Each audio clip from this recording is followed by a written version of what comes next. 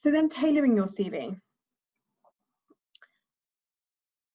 Making it relevant to the job you're applying to is absolutely essential for any CV that you send out. Because otherwise, it's just a biography about your experience and it's not relevant to the person reading it. It goes back to that storytelling that I was telling you about earlier. You want to make it appeal to the reader.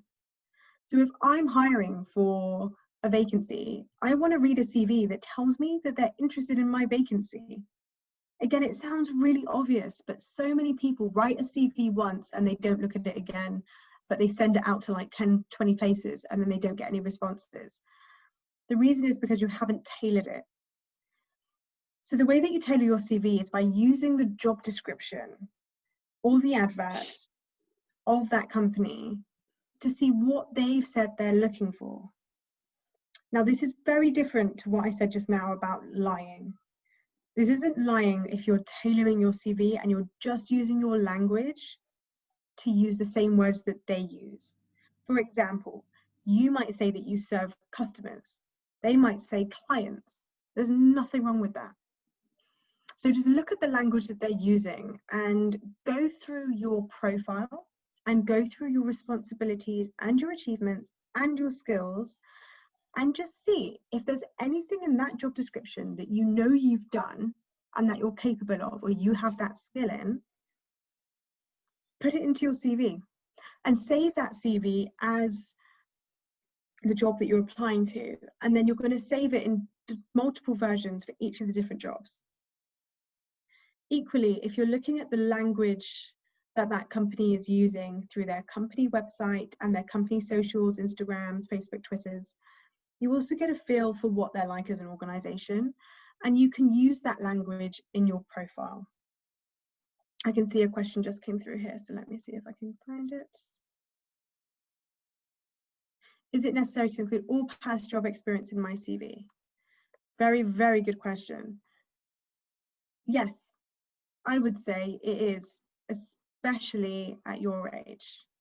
When you get to the point of having more than 10, 15 years of experience, then maybe you can start dropping off the early jobs. But if you're any less than 10 years graduated, then all of your experience is going to be good to have. I'll say that with a caveat. If you have had multiple, and I mean like more than 5, 6, 7 job experiences already, then you may want to select the most recent ones, but by and large, you will be including all of your experience.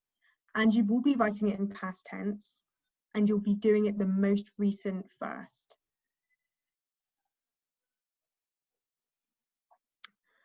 So we'll go back to tailoring your CV. I've got some examples here. So you may remember this. This was the profile I used at the beginning. What I've done here is highlight a couple of the sections that you would tailor. So this was the original media example. The difference is now here. The same person with the same profile, except she's using her Sainsbury's experience. It could be a him, but I'll say her for now. She's using her Sainsbury's experience to demonstrate how she's interested in pursuing a career in finance.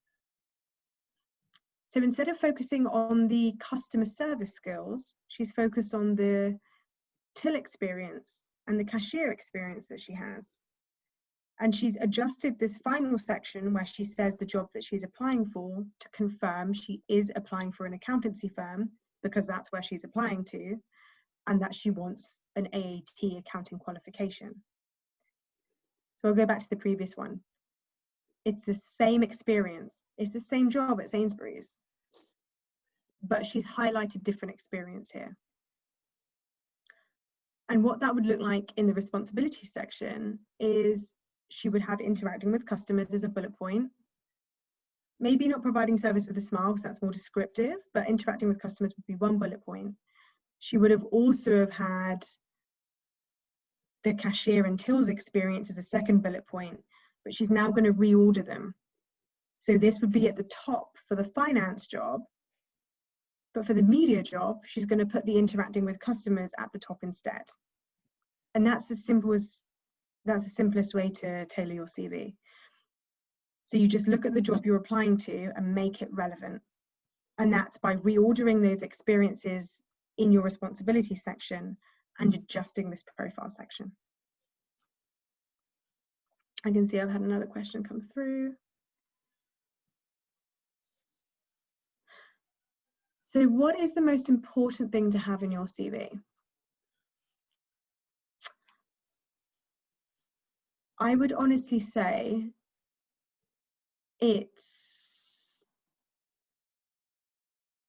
we're out to questions. I'm going to go back to one of the original slides that shows everything on your CV here.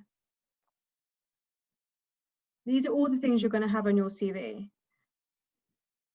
The most important thing is that it's tailored, to be honest with you. You need all of these things. If you have skills, which you will have, I guarantee it.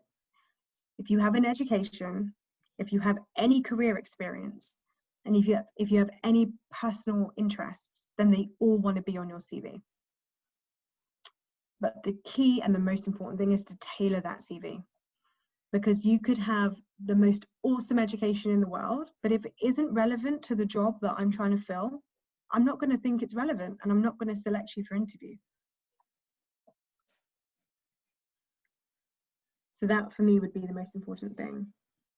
The other thing would be that you want it to read well. So you want it to be neat and clear and easy to understand.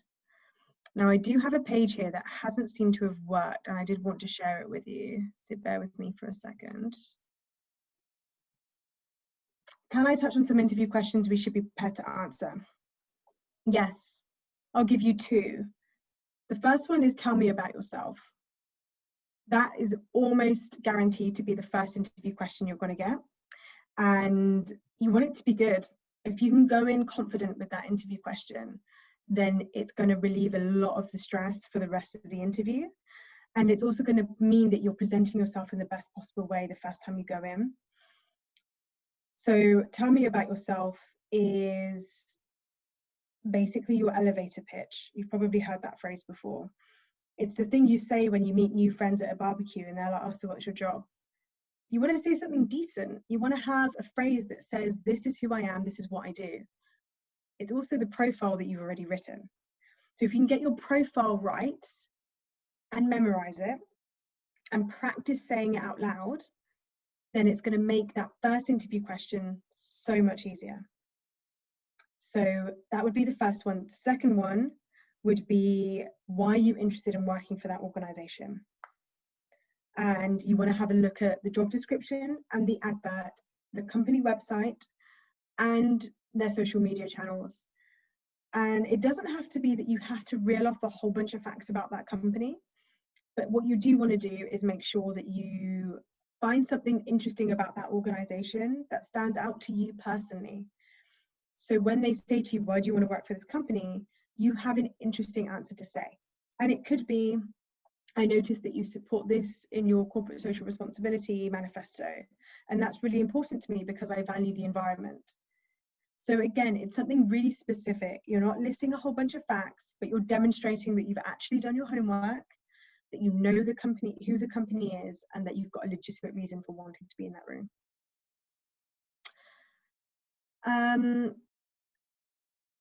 Can I email my CV to you? I just updated you some tips. Can you give me advice on how to improve it even more? Yes, I'd be very happy to do that for you.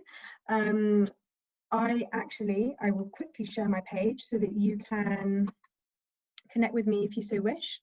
So feel free to drop me a message on social media and I'll be very happy to help you. Here it is.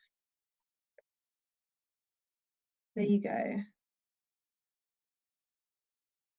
So my Facebook is CV Secrets, my website is cvsecrets.co.uk, but the easiest way to reach me is at cv.secrets on Instagram. So feel free to drop me a message and please just state that you are that you were on the Inside Success workshop, and I can certainly see if I can help you. Or if Darren prefers, I can do it by Darren, but feel free to drop me a message on Instagram. It's no problem at all. Any other questions?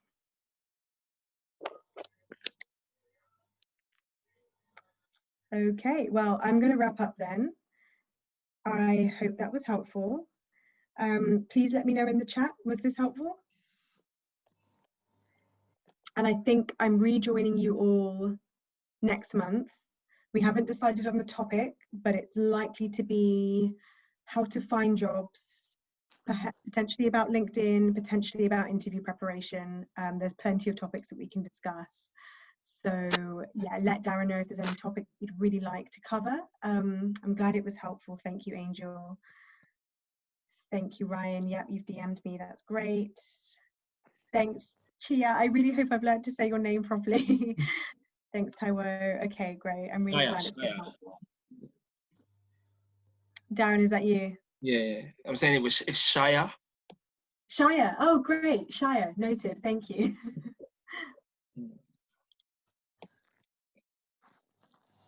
Nice. All right. Perfect. No, thank you very much, Pamela. Thank you very much for your time. You're very, very welcome. I had to put a couple of people back into the Yeah, I work saw them. I don't know. There's just, you always get some silly people that want to spoil it for others, but it's just the nature of the working with young people sometimes, just being silly. That's all right. Keeps it interesting. Keeps me on my toes. All right. Thank you very much, guys. For everyone that attended, thank you very much. Like I said, but I'm sure a lot of you are a bit shy. But if you do have any questions, you can send them to me, or if you haven't, or you want me to have a look at your CV or Pamela to have a look at it, and I'll get in contact with her with your questions. But yes, thank you very much, and yeah, everyone, you're free to kind of and enjoy the rest of your evening. Thanks, all. All right, bye-bye. Bye. Bye.